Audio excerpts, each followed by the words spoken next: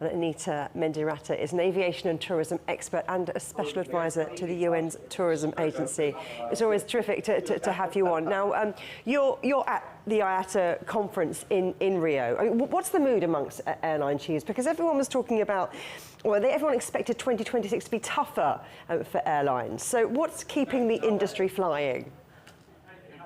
What's interesting about this, and thank you very much for having me back, and you can hear, forgive the background sound, there's a busy amount of airline leadership around me. I think what's really important about your question is that the demand for travel remains strong. The demand for trade and aviation remains strong.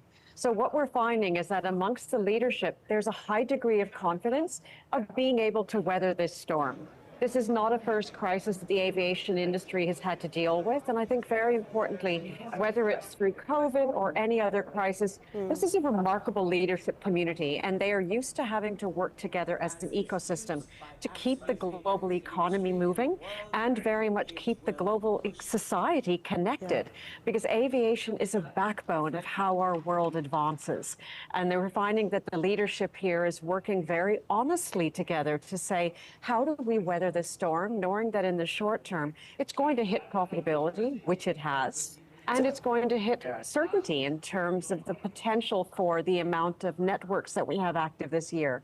But they're doing their best. And again, you have some of the best minds trying to find these solutions. How much of the industry's growth story now depends on Asia, and particularly China, rather than the United States and Europe? It's a very important question you asked, because we're seeing that where the crisis is hitting different parts of the world has a great impact on where the traveling community is able to operate and where trade is able to operate. And we're seeing within Asia, as we're seeing in the Middle East and elsewhere, there's a great deal of regional activity that's enabling itself to continue to grow. So it's Asia for Asia. It's the Middle East for the Middle East, because there are natural airspace restrictions and there's additional cost by implication of longer air routes because of the price of jet fuel.